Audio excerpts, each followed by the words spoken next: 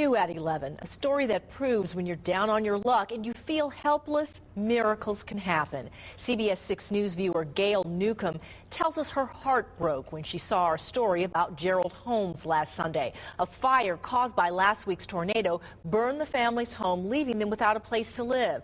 That's when Gail decided she had to help. Katie Beck tells us about the kindness of this complete stranger. Well, Steph, many people felt moved by the story of the Holmes family left homeless after a weather-related fire. But what comes next for this family may be even more emotional. It's the generosity of a Good Samaritan. From the comfort of her Mechanicsville home, Gail Newcomb watched a story about a man who had lost his. I was just sitting here and he just broke me right to tears. I said, I got to do something for him. We reported about Gerald Holmes this past Sunday. A tornado that swept through his Henrico neighborhood last week cut his electricity. When it came back on, it ignited a fire, leaving his house uninhabitable and his family homeless.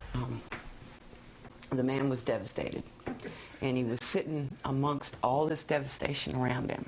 I don't know. Really don't know.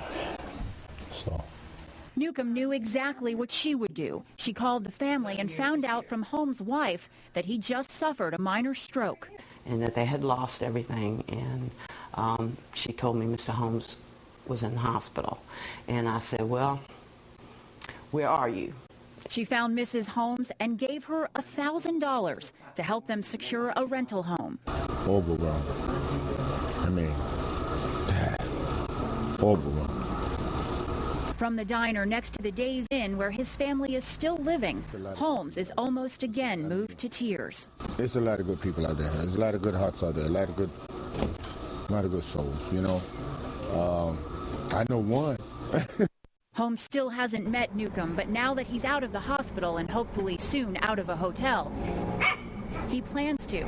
He says he doesn't know what he'll say, but he'll start with a hug. From a lost home to a giving home, it seems to be where the heart is. I didn't do anything really anybody else wouldn't do, and I could do it, and I wanted to.